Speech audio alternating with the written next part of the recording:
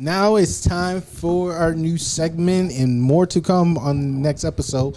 We're going to talk about our, title of the segment is called "In Their Primes," where we talk about two or more individuals in a match, and it's going to be in their primest point in their timeline, going toe to toe, and we predict or we make a little fantasy match to figure out who will be the winner of that moment. So tonight's topic, I picked them because they're pretty much alike in the sense that only one, actually they've both been committed.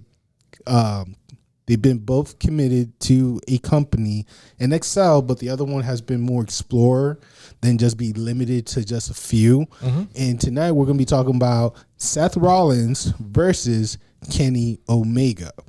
Now, if I could open the argument for Seth Rollins, I would like to remind people that he used to be going in the indies by the name of Tyler Black, an extreme boy, wild boy, very physical, very technical, high flyer, high risk type of wrestler who didn't give a damn if he broke your neck, back, whatever. He was all about it. He had as a indie dude, he was able to do the talk. He was able to kill in the Ring of Honors. Mm-hmm. He was able to excel in the NXT. He was the first NXT champion after they changed the title of the company. All right.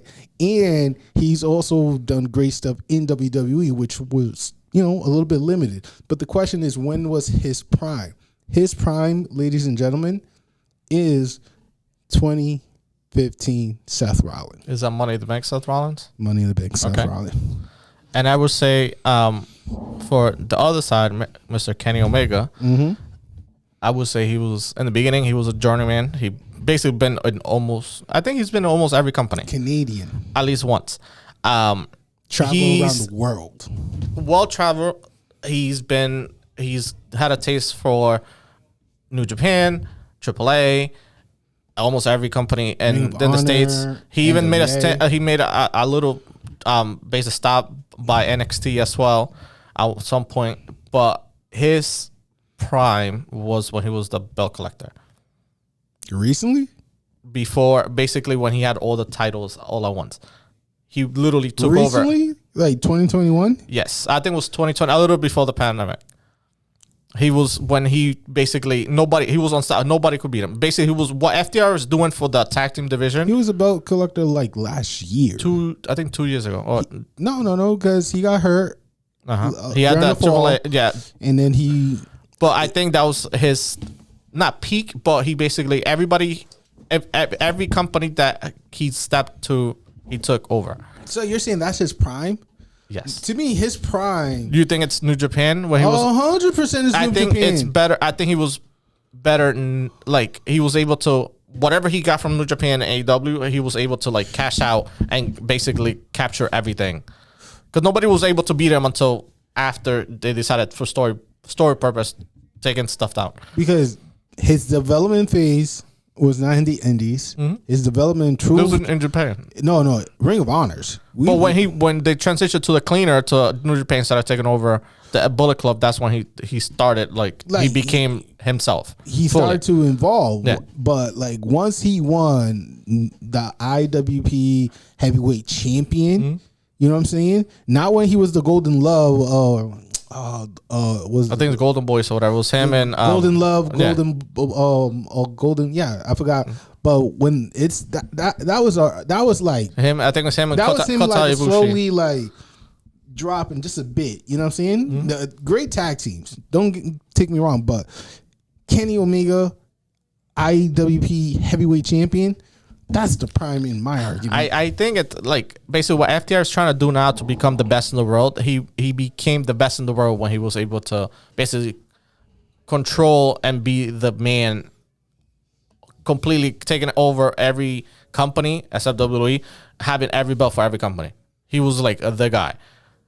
And I feel like the competition, New Japan, great competition, everything, but he had to face every top guy for every company. So he went against Moose. You got Chris Jericho. Richard Swan. You know what I'm saying? But he was the champion at the moment. Yeah, which doesn't mean if you would have said like, oh, it was a Jeff Hardy or AJ Styles that he won the belt against, the TNA belt or whatever, Well, then I've been like, you know what? But Rich Swanson also faced the top guys. Also, Impact. It's not like crazy like No, it's not. people, but he had he was basically the top guy at the moment. And in AAA, it's not like their heavyweight was like the ace. It was probably some dude who's, I think it was Roosh. I think he beat either Roosh or Bandito that he beat. yeah, someone who was not it's a beta, but he's not the alpha. You know what I'm saying? I feel like when he took over, he was unstoppable. Then he had all the belts. Nobody could. He had momentum. I agree with you. I completely agree. He had momentum during that route, but I don't agree that it's his prime. Like his prime is, again, I believe most wrestler prime is between the age of 28 to 30 years old. And when he was around that age, he was in Japan. That's what I believe in. But we both got to pick. We each got to agree on each timeline of each wrestler and then predict a match and how it ends. So for me, either way, New Japan, Kenny Omega, basically multi-champion Kenny Omega will beat Money in the Bank Seth Rollins anytime. So first of all, do you agree that that's Seth Rollins prime? Yeah, because I feel like the NXT was good, but I don't think he's reached his peak. And by him getting Money in the Bank, he had in his arsenal basically all the experience from Ring of Honor, NXT, and like main roster and Shield as well. He also had the Triple H. He basically had the pedigree, the stomp. So he had like a full arsenal at that moment. I feel like Kenny, it doesn't matter which one faces Seth Rollins. I feel like he could beat Seth Rollins. I feel like Kenny has that one move that nobody has. Nobody has been the most protective move. I think. Sorry, Adam Page was able to get it. The only person in history that got now the One Wing Angel. I feel like Seth Rollins will not be able to get out of from that one. If he lands that basic V trigger, then One Wing Angel, nobody, basically like less than 1% of the people that he's faced has gone out. Seth Rollins will be able to prepare for it in the way of, by the time he see the setting of the V trigger, I think he's either going to do a sweep kick, then go up for a frog splash type of move, or he'll try to roll Kenny Omega and try to do his famous what was it? What's it called again? When the Three Amigos? Like the Three Amigos, yeah. I could see him. I feel he's better not being prepared. Seth Rollins, I feel like improvising, I think that's his major thing, because we've seen it when that's the whole point of this matchup. Yes, but like I feel like they both could do that. Yes, but Kenny, I feel like Kenny could go against anybody, and I feel like he hits that move, you're done. Seth Rollins, I feel like his thing, it's because he's done the indies and everything. I feel like him improvising, it's his X factor. I feel like he doesn't have that one move that it's like he hits a boom, because he's hit people. He's hit people to stomp more than once, and still not people kicked out of it. That's fine, but there were times he did once and they were done. Now, is Kenny Omega is one of those individuals that's one and done? No. But is it still part of his arsenal? Yes. Does he also got the pedigree? Yes. Does he got the frog splash? Yes. Does he has the Falcon Strike? Yes. Is it called 1916? No, that's Finn Balor. Which one is the one that they do like a suplex and it turns into like a power slam, all in like one? The Falcon Arrow. Yeah, that's the Falcon. Yeah. Okay, so I already brought that up. So yes, Seth Rollins can improvise, but he has so much move that Kenny will have to. He will ground. I think Kenny will ground Seth Rollins. Kenny he's wrestled people not at the same tier or higher than and New Japan, like strong style. It's a different style, but it's strong style. So he has endurance. The buckle slam. How could we forget it? The buckle bomb. That he does, so he just throws you. Oh my God! How could we forget about that one? But I think Kenny got it. Kenny, that One Wing Angel, bro, a One Wing Angel. If he could catch, because he will catch him. He has to.